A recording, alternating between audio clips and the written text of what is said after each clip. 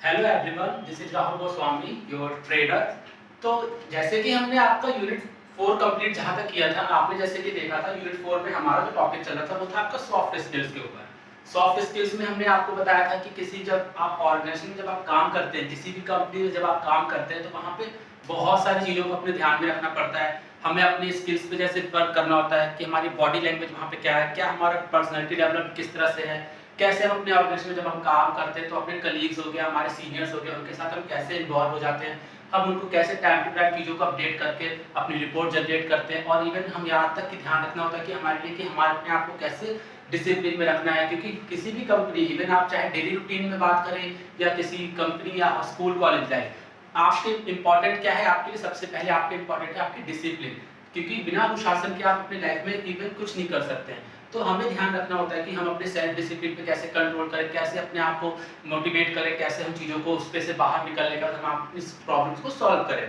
तो soft skills में आपने जैसे कि मैंने आपको बताया था कि किसी भी और जब आप कंपनी में काम करते हो तो आपके सामने कई सारे इवेंट टास्क होते हैं, कई सारे आपके पास प्रॉब्लम्स होती है बड़ी बड़ी, जो हम उसको डिवाइड करते हैं। हमारे पास एक टीम लीडरशिप जैसी चलती चीज़ों को लेकर के चलते हैं, हमारे पास अपनी टीम यूनिट तैयार होती है जिसमें हम अपनी टीम को समझाते हैं। तो ये सारी चीज़ों को आप समझते हुए देखा जाए तो आपके अंदर ही एक चीज़ों का प्रॉब्लम नहीं होती, किसी तरह की प्रॉब्लम क्रिएट नहीं होती है। जैसे मैं बात करूं, कभी एक पर्टिकुलर जब बहुत बड़ा ऑर्गेनाइजेशन में जब आप काम करते हैं तो आपके सामने कोई टारगेट अचीव करना होता है। उस टारगेट को अचीव करने के लिए आपके पास में एक टीम होती है, टीम में आप सपोज 10 पर्सन है तो आपको उनमें 10% जो भी आपकी टीम में यूनिट पे काम कर रहे हैं तो उनकी चीज़ों को भी समझना चाहिए, उनके पॉइंट ऑफ व्यू से भी देखना चाहिए। ऐसा नहीं होता कि हमने अपनी तरफ से पॉइंट ऑफ व्यू रख दिया, उस पर वर्क करना शुरू कर दिया, ऐसा नहीं होना चाहिए। ताकि हमें क्या करना है कि हमें उन चीज़ों को भी समझना है और इवन अपना प्लान ए और प्लान बी दोनों को भी साथ में वर्क करना पड़ता है। तो इसी तरह से हमें प्लानिंग की भी मैंने कल आपको कुछ स्टेप्स बताए थे। प्लानिंग में कैसे हमें अपने ऑर्गेनाइजेशन जब हम काम करते हैं तो किस तरह से अपने प्लान को कैसे इन्वॉल्व करें, कैसे इसके स्टेप्स बताए थे हमें, इम्प्लीमेंट कैसे करना अपने प्लान वगैरह को। ठीक है, तो उसके कुछ एडवांटेजेस वगैरह बताए थे। तो अभी जैसे मैंने बताया आपको, यहाँ तक हमारा जो था टॉपिक चल रहा था यूनिट 4 में वो कंप्लीट होता है। अब जो आपका नेक्स्ट चैप्टर चलेगा, चैप्टर 5, चैप्टर 5 में जो अब आपका चलेगा आज का यूनिट 5.1 और इसका पार्ट 1। यूनिट 5.1 में आज हम जैसे पढ़ाएंगे आपको 5 में, यूनिट 5.1 में पार्ट 1 जो आपका रहेगा दैट इज डॉक्यूमेंटेशन।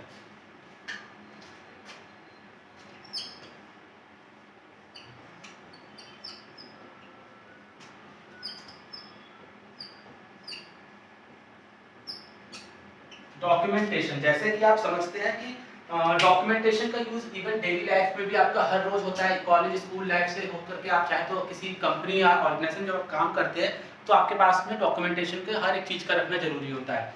डॉक्यूमेंटेशन की बात करें तो documentation is a set of documents provided on a paper or online or on digital or analog media such as audio tape, CDs. Example are user guide, white papers, online help, quick reference guides. It is becoming less common to see paper hard copy documentation. Documentation is distributed via websites, software products and other online applications. Documentation का मतलब ही होता है कि किसी भी विषय वस्तु को आप किसी एक पर्टिकुलर फॉर्म में लिखते हैं, चाहे वो पेपर वर्क हो सकता है, थ्रू द ऑनलाइन किसी भी चीज को आप सॉफ्टवेयर पे अपडेट कर सकते हैं, आप एक्सेल शीट वगैरह, वर्डपैड वगैरह पे भी अपने डॉक्यूमेंट वगैरह को प्रिपेयर करते हैं, जिससे क्या होता है आप उस चीज को आगे किसी को मेल करके फॉरवर्ड कर सकते हैं। तो डॉक्यूमेंटेशन का आप यूज हर जगह कर सकते हैं। डॉक्यूमेंटेशन को डॉक्यूमेंट का सेट कहा जाता है, जो पेपर या किसी भी डिजिटल मीडिया को भी हम उस पर अपनी तरफ से प्रस्तुत कर सकते हैं। Professional educated in this field are termed documentalist. This field changed its name to information science in 1968, but some uses of the term documentation still exist, and there have been efforts to reintroduce the term documentation as a field of study. Documentation करना भी एक professional बन चुका है आज के time पर, जिसे करने वाले को हम डॉक्यूमेंटलिस्ट कहते हैं। इस फील्ड का नाम 1968 में इंफॉर्मेशन साइंस में बदला गया और इस प्रोफेशन में हम किसी फील्ड या विषय वस्तु के बारे में उसका वर्णन करते हैं, जिसे डॉक्यूमेंट्रीज कहते हैं। जैसे पर्टिकुलर कोई सब्जेक्ट पिक कर लिया जाए, अगर मान लीजिए आप किसी भी ऑर्गेनाइजेशन में काम करते हैं और आपके सामने किसी एक पर्टिकुलर वर्ड को दिया या किसी भी एक चीज को आपने उस पर वर्क कर रहे हैं, तो आपने उसके बारे में जितना भी सर्च किया, उसके बारे में आप जितना भी टॉपिक वगैरह जनरेट करके आप किसी भी डॉक्यूमेंट वगैरह को साथ में लिखते चले जाते हैं, तो उसको हम डॉक्यूमेंट्री कहते हैं, और जिस पे वर्क करता है उसको हम बोलते हैं डॉक्यूमेंट लिस्ट। ठीक है, तो इसके अब कुछ गाइडलाइंस वगैरह भी होगी, वो आज देखते हैं हम।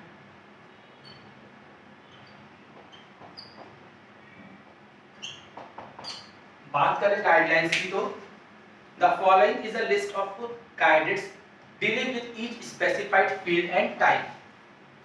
गाइडलाइंस में जैसे हम बात करें पर्टिकुलर किसी भी, जब आप डॉक्यूमेंट लिस्ट में अगर काम करता है कोई भी पर्सन, तो उसके सामने कुछ ना कुछ गाइडलाइंस होती हैं, जैसे कि डॉक्यूमेंटेशन इन हेल्थ केयर के फील्ड में, थीसिस राइटिंग, जब कोई थीसिस वगैरह को लिखता है जिस पे आप सपोज किसी चीज पे आप स्टडी कर रहे हैं, तो आपको उसके बारे में इंफॉर्मेशन कलेक्ट करना है, यानी कि उसको आपको एक पर्टिकुलर सब्जेक्ट पे आप टाइप करके उसको लिखते हैं, तो थीसिस वगैरह पे आप लिख रहे हैं। Papers for academic journal publishing, जैसे कि जर्नल के मतलब मीडिया के फील्ड में, या आप जैसे किसी भी आप न्यूज़ वगैरह टेलीकास्ट वगैरह की बात करें, तो वहाँ पर भी आपका डॉक्यूमेंट वगैरह प्रिपेयर होता है, ऑब्वियसली आपकी इस फील्ड में भी डॉक्यूमेंटेशन का यूज किया जाता है। अब इसके बाद हम बढ़ते हैं आगे, जो आपका रहेगा नेक्स्ट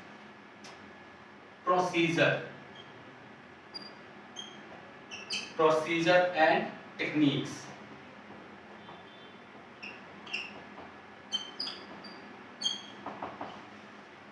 किसी भी चीज को करने के लिए हमें अपने एक प्रोसेस को लेकर चलना पड़ता है, प्रोसीजर हमारे सामने होता है, क्या टेक्निक्स हैं। जैसे कि हम अगर किसी भी चीज को, चाहे हम आप डेली रूटीन में बात करें, कोई भी काम करते हैं, तो सबसे पहले आपके सामने एक प्रोसेस होता है, कैसे उस चीज को प्रोसीजर के साथ चलना है, क्या टेक्निक्स है मेरी।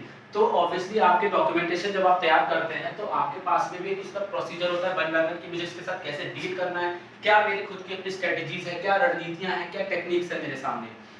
The procedure of documentation vary from one sector or one type to another. In general, these may involve document drafting, formatting, submitting, reviewing, approving, distributing, reposting, and tracking, etc. and are conveyed by associated SOPs in regulatory industry. Document का suppose काम क्या होता है, किसी भी चीज का document का आप कैसे उसको ड्राफ्ट वगैरह तैयार कर रहे हैं, क्या फॉर्मेट है उसका, किस तरह से आपको उसको प्रोसेस किया है, सबमिट करने से पहले आप उसको रीचेक करें ताकि किसी तरह की उसमें एरर वगैरह ना आए, कोई गलती ना हो उसमें, रिव्यू करें उसको, बार बार चीज़ों को देखें, अप्रूव भी करें। अप्रूव मतलब कि आपको ध्यान रखना है कि इसको हमें ऐसा वर्क करना है कि उस पर मुझे अप्रूवल के टाइम पर कोई भी प्रॉब्लम क्रिएट ना हो, ताकि जो भी हमारा रिसीवर होगा उसको जब वो मैसेज वगैरह जो भी वो डॉक्यूमेंट को जब आप रिसीव करें, तो वो उसको देखे और उसको लगे कि आपके में आप उसको इम्पैक्ट मिले एक तरह का, तो जिससे कि वो अप्रूवल के टाइम पर भी कोई प्रॉब्लम ना क्रिएट हो। Distributing, reposting and trekking etcetera, ध्यान रखने वाली चीज होती है कि आपने डॉक्यूमेंट को डिस्ट्रीब्यूट करा है, तो किस तरह से उसको हर एक पार्ट में डिवाइड किया अपने डॉक्यूमेंट को, कि एक पर्टिकुलर सब्जेक्ट पे लिख रहे हैं तो उसके बारे में लिखते हुए आपको ध्यान रखना है कि मुझे हर एक टॉपिक पे कैसे इसको वन बाय वन डिवाइड करना है, डिस्ट्रीब्यूट करना है। प्रोड्यूसिंग डॉक्यूमेंटेशन, नेक्स्ट है इसी तरह से आपका प्रोड्यूसिंग डॉक्यूमेंटेशन।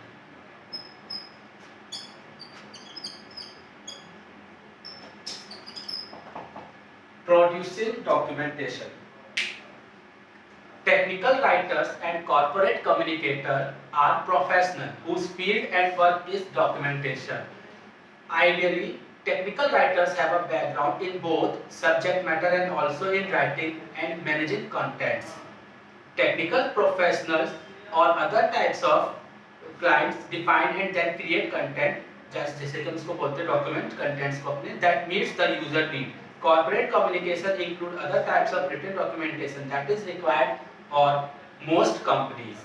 किसी भी कंपनीज को आप देखते हैं, जब आप बात करें कोई भी टेक्निकल फील्ड में हो या कॉर्पोरेट के फील्ड में हो, चाहे बिजनेसमैन हो या कोई सॉफ्टवेयर डेवलपर ही क्यों ना हो, उनके पास में भी याद रखने वाली चीज होती है कि उनको भी अपना वन बाय वन डॉक्यूमेंटेशन को किस तरह से प्रिपेयर करना है, किस तरह से उनको चीज़ों को अपने सामने वाले को रिप्रेजेंट करना है, ताकि किसी तरह की उनको कोई भी प्रॉब्लम्स क्रिएट ना हो।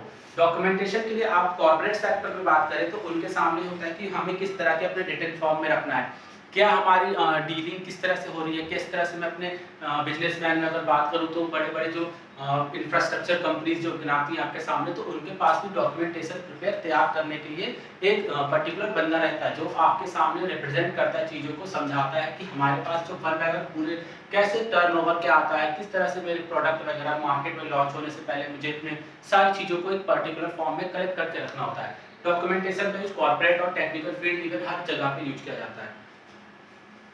नेक्स्ट है आपका इसी तरह से documents in computer science. Documents in computer science.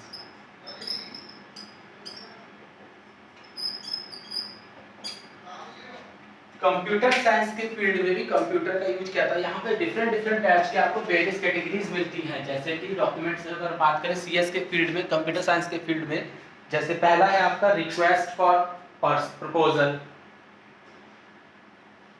Request for proposal RFP, requirement statement of work, scope of work, software design and functional specification, system design and functional specification, change management, error tracking, user acceptance testing. यहाँ जैसे कि हमने देखा कि हमारे पास 6 point थे, जिसमें आपको मैंने बताया कि यूजर एक्सेप्टेंस टेस्टिंग, सपोज आपने किसी भी तरह का डॉक्यूमेंट जब आप कंप्यूटर साइंस के फील्ड में बनाते हैं, कोई सॉफ्टवेयर वगैरह आपने जब डेवलप किया, तो उसमें ध्यान रखना होता है कि हमें पहले टेस्टिंग वगैरह का भी ध्यान रखना है। तो अगर आपने पर्टिकुलर किसी सॉफ्टवेयर को आप डेवलप करते हैं तो उसका डॉक्यूमेंट साथ साथ तैयार करते चलिए, चीज़ों को अलग से कंटिन्यू टाइप करते रहिए कि मुझे उसमें क्या प्रॉब्लम रही, ताकि मैं उसको बाद में उसमें प्रॉब्लम जो भी है मैं चेक कर सकूँ। System design and functional specification, कोई भी सिस्टम को जब डिजाइन करते हैं या फंक्शन उसके किस तरह से रखना है, तो मुझे उसका पर्टिकुलर एक डॉक्यूमेंट तैयार करना पड़ता है, ताकि इससे याद रहता है कि मुझे उसमें डॉक्यूमेंट अगर मेरा पर्टिकुलर तैयार है तो मुझे ध्यान रखना है कि मुझे किस तरह का कौन सा फंक्शन यूज करना है, किस तरह से मुझे अपने सिस्टम को किस तरह से क्या डिजाइन देना है। यही पर्टिकुलर हमारी चीजें सॉफ्टवेयर पे भी वर्क करता है। The following are typical hardware and servers documentation type. कुछ हमारे जैसे कुछ टिपिकल हार्डवेयर पे भी, सर्विस पे भी डॉक्यूमेंटेशन होते हैं, जैसे network diagram, network maps, data sheet for IT systems, service catalogue and service portfolios. Documentation include such as feasibility report, technical documentation, operational documentation, logbook etcetera. Logbook के field में चाहे वो बात करें टेक्निकल के फील्ड में, टेक्निकल डॉक्यूमेंटेशन, ऑपरेशनल डॉक्यूमेंटेशन, हर जगह पे डॉक्यूमेंटेशन का पर्टिकुलर यूज किया जाता है। तो हमने जैसे कि जान पाए थे डॉक्यूमेंटेशन में, हमने जो देखा था कि क्यों यूज किया जाता है, क्या इसका बेसिक नीड रहता है। बेसिक नीड में बात करें, आप पर्टिकुलर घर पे भी आप चाहे तो अपने देखा हो कि आपने किसी भी चीज़ों को आप पर्टिकुलर डॉक्यूमेंट तैयार करते हैं, स्कूल लाइफ से कॉलेज लाइफ में, इवन कंपनी सेक्टर में भी जाते हैं, तो आप देखते हैं कि डॉक्यूमेंट हर जगह पे अपने प्रिपेयर करना पड़ता है। कुछ गाइडलाइंस थी, मैंने गाइडलाइंस में आपको बताया था कि डॉक्यूमेंटेशन इन हेल्थ केयर के फील्ड में डॉक्यूमेंटेशन क्या होता है, थीसिस वगैरह के पर्पस से करते हैं हम इसको। एकेडमिक और जर्नल पब्लिशिंग जर्नल से मीडिया के फील्ड में भी आपका इसका यूज किया जाता है डॉक्यूमेंटेशन। तो हमने जैसे देख पाए थे कि यहाँ तक तो आपका टॉपिक जो था डॉक्यूमेंटेशन में कंटिन्यू होता है। इसके आगे का जो टॉपिक है आपका जो है next is presentation.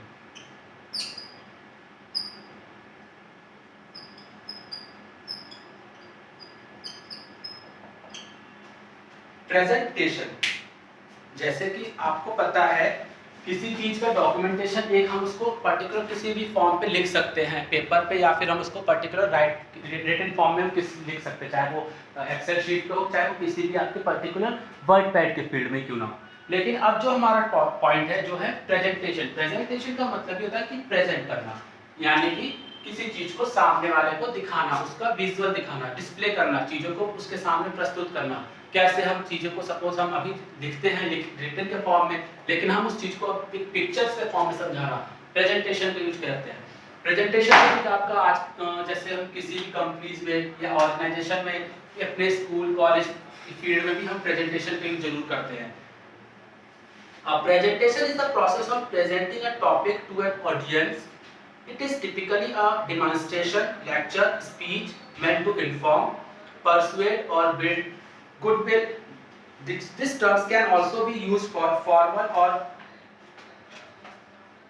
ritualized introduction or offering as with the presentation of adherents.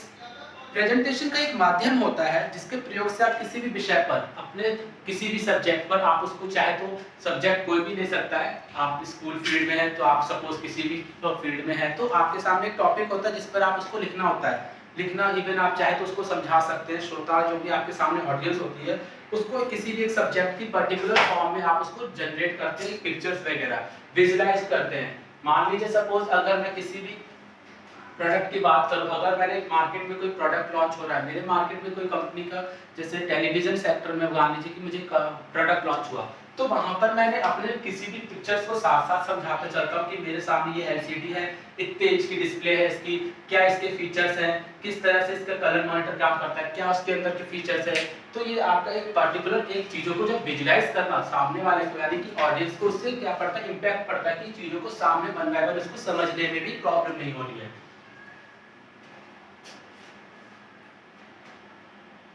जो आप विजुअल को एक साउंड के रूप में भी, टेक्स्ट के रूप में भी प्रयोग करते हैं, इसमें किसी भी प्रस्तुति को हम क्या बोलते हैं, प्रेजेंटेशन देना। इसमें आप चाहे तो इसमें कोई विजुअल वगैरह के साथ साउंड भी दे सकते हैं, आप उसके साथ प्रेजेंटेशन के फॉर्म में आप उसके साथ साथ किसी भी चीज को साथ साथ में लिखते हुए भी चल सकते हैं। तो इससे क्या होता है कि सपोज मुझे मान लीजिए फीचर्स यहाँ पर दे रखा था किसी भी टेलीविजन का, टेलीविजन के फीचर्स को आप चाहते हैं साथ में आप इसके यहाँ पर लिख भी दिया, जैसे आपने कुछ साथ साथ में उसकी पिक्चर्स वगैरह भी आप इसको वन टू वन इंडिकेट करते जा रहे हैं। A presentation can formally be defined as, अब presentation को हम कैसे डिफाइन कर सकते हैं, the process of offering for consideration or display। Process ये रहता है कि जो भी आपने प्रेजेंट किया ये डिस्प्ले पे, उसको पर्टिकुलर समझाना भी इम्पोर्टेंट, ताकि सामने वाले को या फिर जो भी आपका रिसीवर है या ऑडियंस है उसको किसी तरह की समझने में कोई प्रॉब्लम ना क्रिएट हो। A social introduction as a person at court, किसी तरह का जो भी पर्सन कोई भी सामने प्रेजेंट करता है तो उसको अपनी इंट्रोडक्शन भी देना पड़ता है, ताकि उसको समझाना क्या है, टॉपिक क्या रखना है, ये चीजों को भी पहले इसको रिप्रेजेंट करना पड़ता है। विदाउट एन इंट्रोडक्शन आप अगर स्टार्ट करते हैं तो समझने वाले को भी पता चलता है कि आपने टॉपिक क्या रखा है।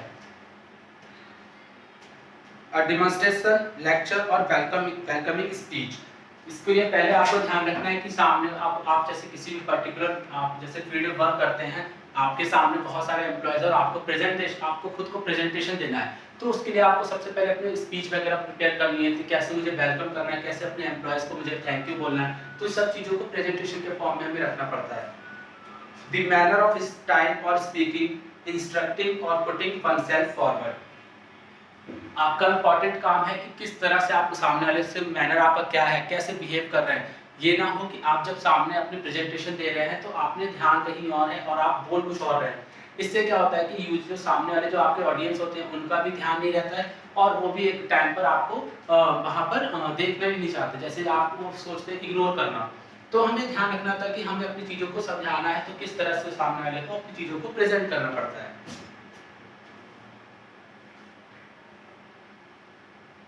The manner of presenting, organization of visual details to create an overall impression, किसी भी चीज को आप स्टार्ट करने से पहले उसकी पूरी डिटेल्स तक जाए।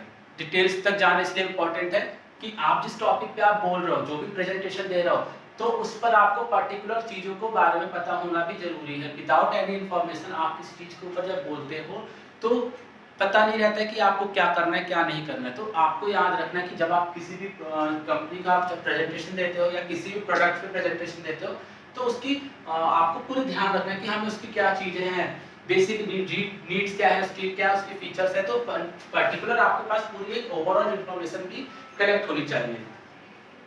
The formal introduction as a person as into society और कोर्ट और डिबेट, बात करें चाहे आप किसी कोर्ट में हो या किसी आप जैसे डिबेट वगैरह में भी हो या आप किसी भी कंपनी का आप इंट्रोडक्शन वगैरह के फील्ड में हो, तो अपनी चीज़ों को समझाने के लिए सबसे पहले ध्यान रखना होता है कि कैसे आप सामने वाले को अपने इंट्रोडक्शन दे रहे हो, किस तरह से आपने उनको अपनी चीज़ों को समझाया। तो ये सब चीज़ें आपकी प्रेजेंटेशन के ही टॉपिक के अंदर आती है।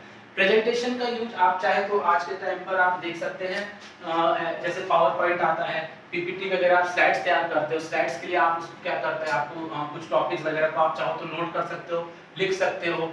चीज़ों को लिखने के बाद आप चाहो तो उसमें कुछ सपोज किसी पिक्चर्स पे आप टेलीविजन के टॉपिक पे आपको बोलना है तो आपने पिक्चर्स की कोई फोटोज वगैरह डाउनलोड करके आपने वहाँ पे पेस्ट कर दी। इससे क्या होता है, चीज़ों को समझाने में भी किस तरह की प्रॉब्लम क्रिएट नहीं होती है।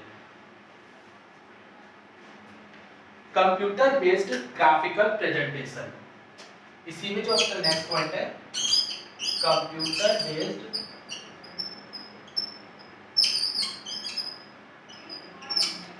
Graphical presentation.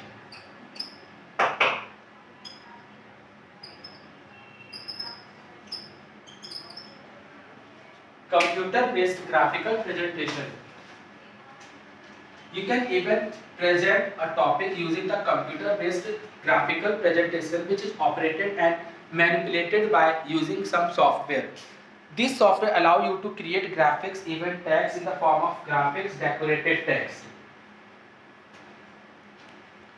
किसी भी प्रेजेंटेशन को आप कंप्यूटर पर भी बना सकते हैं, जिसके लिए एप्लीकेशन आती है जिसका नाम होता है पीपीटी हो गई, ऐसे कई सारे एप्लीकेशंस भी होती हैं हमारे सामने, तो आप इसका यूज कर सकते हैं। जैसे आप उसमें चाहो तो किसी भी पिक्चर्स को दे सकते हैं, कुछ अपने प्रेजेंटेशन के लिए आपने कुछ टॉपिक जैसे इसको फॉर्म है तो आप ग्राफिक्स वगैरह डाल सकते हैं, किस तरह से आपको टेक्स्ट वगैरह को डेकोरेट करना है, जिससे क्या होता है इम्पैक्ट पड़ता है पर्टिकुलर। ये ना हो कि आपने प्रेजेंटेशन तैयार किया उसमें किसी तरह कोई आपने एडिंग नहीं किया, कोई एडिटिंग नहीं किया। विदाउट एडिटिंग आपको भी पता है कि चीज़ों को समझाने में भी प्रॉब्लम आती है, ताकि सामने वाले को भी चाहते हैं कि उसका भी इम्प्रेशन अच्छा बने।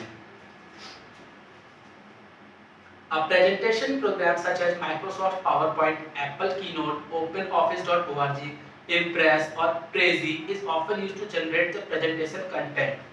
जैसे सबसे पहले तो सब पीपीटी तो PowerPoint तो पता ही है, ठीक है। एप्पल की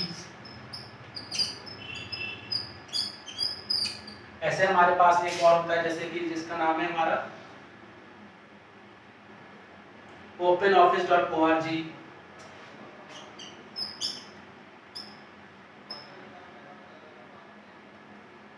Prezi।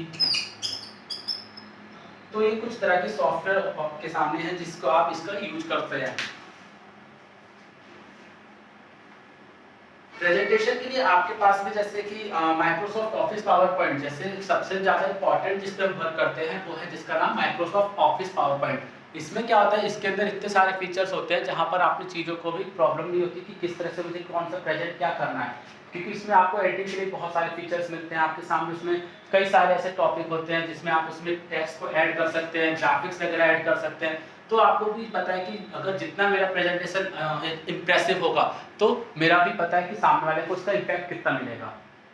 तो ये कंप्यूटर बेस्ड ग्राफिकल प्रेजेंटेशन का मतलब ये होता है कि आपका जो टॉपिक रहेगा ग्राफिकल होना चाहिए, साथ साथ उसका प्रेजेंटेशन जो आप कर रहे हैं किस फॉर्म में कर रहे हैं। तो आपका यहाँ पर जैसे नेक्स्ट है इसी तरह से EDP based computer application. Computer application के फील्ड में जैसे बात करें, is often used to generate the presentation.